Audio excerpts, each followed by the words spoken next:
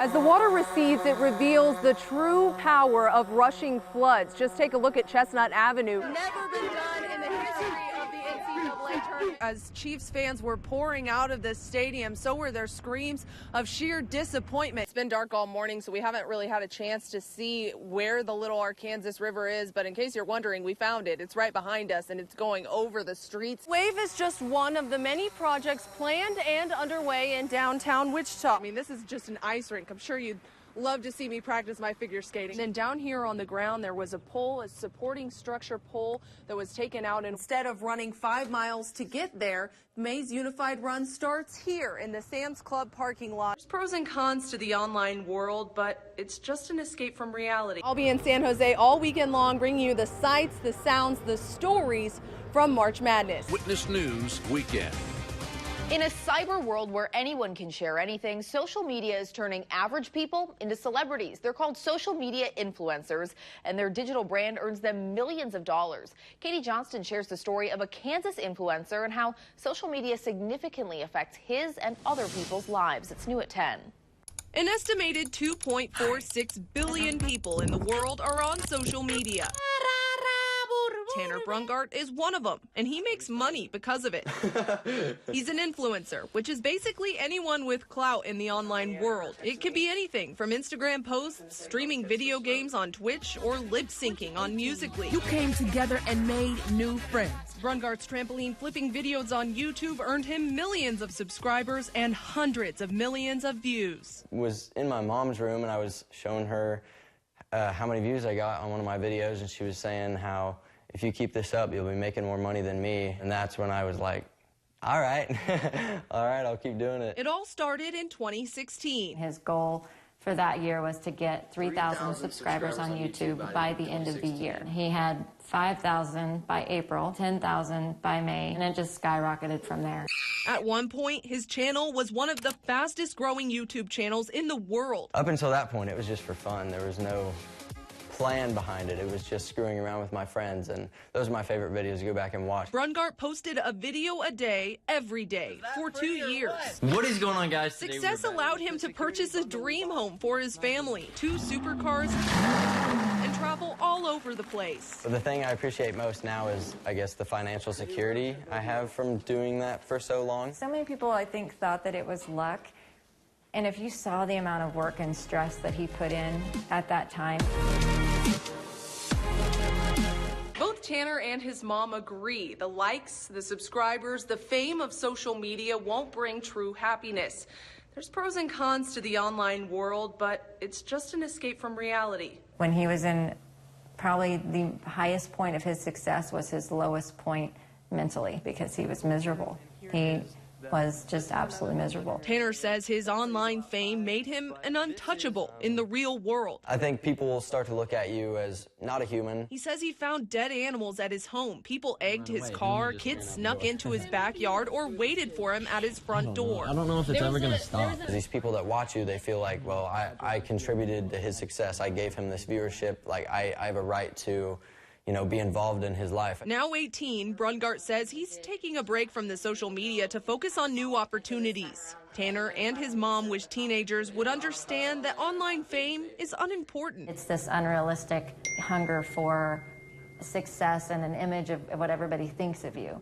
A lot of people care about that more than their actual life that's going on right now. In Wichita, Katie Johnston, Eyewitness News. I felt very alone. It felt like it was all my fault, and I didn't feel like I had anybody to turn to. Sarah Potion is a victim of online predators. I considered that person one of my friends. At 13, she had just received her first iPhone, and like all of her other friends with cell phones, she decided to start downloading and using chat apps. I had one person contact me. One time the person asked me to Skype with them. Sarah had been talking to this other person who she still thinks was a 16-year-old girl for several months, so she agreed to Skype.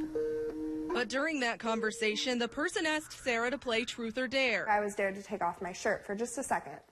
I was like, I was very hesitant because, that's not really something I was comfortable with. Reluctantly, Sarah agreed, but right after she did, right away I got a video in the picture of me taking off my shirt. And then I got a list of things that I was told to do if I didn't want that picture getting out. They look for weaknesses, then they send a friend request, and then become friends with the child. Sergeant Jeff Swanson handles this sort of crime for the Wichita Police Department. He says it's becoming increasingly more common because a child's social status often relies on their social media presence. So the only way to prevent that kind of stuff is parents actually need to know what it is their child is doing online. Sarah says the harassment from the predators went on for months. At one point, the original predator even sold Sarah's information to another person. At that point, I was just done. So I told him that it was either I was going to kill myself or that I was going to call the police because I just couldn't do it anymore. She says she deleted all the chat apps and hasn't heard from the predators since then. Now 16 years old, Sarah wants to raise awareness so other young girls don't find themselves in a similar situation. I mean, it's scary, and it shouldn't happen, and we shouldn't have to tell girls to be worried about that. Richard Lemunyan bears many titles, but if you were to ask him, some of his favorites include father, grandfather, and founder. This is one of the happiest things, the happiest journeys that I've ever been involved with. Now an event that generates more than $50 million annually for Special Olympics across the globe, the law enforcement torch run started right here in Wichita. It's actually overwhelming when you really think of the impact. It's a pretty impressive movement, and it's something that Wichita ought to be very proud of, that the whole thing started right here. Wichita law enforcement sponsored Kansas Special Olympics for a couple years in the 1970s. Then Wichita Police Chief Lemunyan was invited to hand out medals. I took the medal and put it around her neck, and she gave me a hug, and I said, I'm in. In 1981, 5 officers approached their chief with an even better idea, running a torch 5 miles to open the Summer Special Olympic Games. In 1981, we probably raised about $300.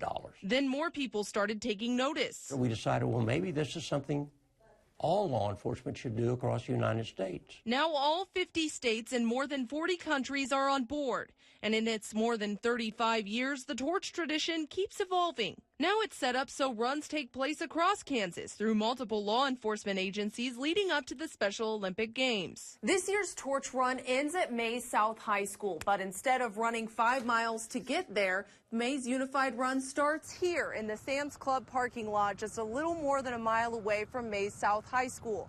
That way the whole community can come together and help carry the torch in. We really strive to make Wichita bigger and better, just knowing that this is where it all started. Lemunyan will never let you give him all the credit for starting the torch run tradition, but he'll tell you how much it means to him to see it blossom. Well, I could not have fathomed what it is, but I am humbled to have been a part of it. In Wichita, Katie Johnston, Eyewitness News.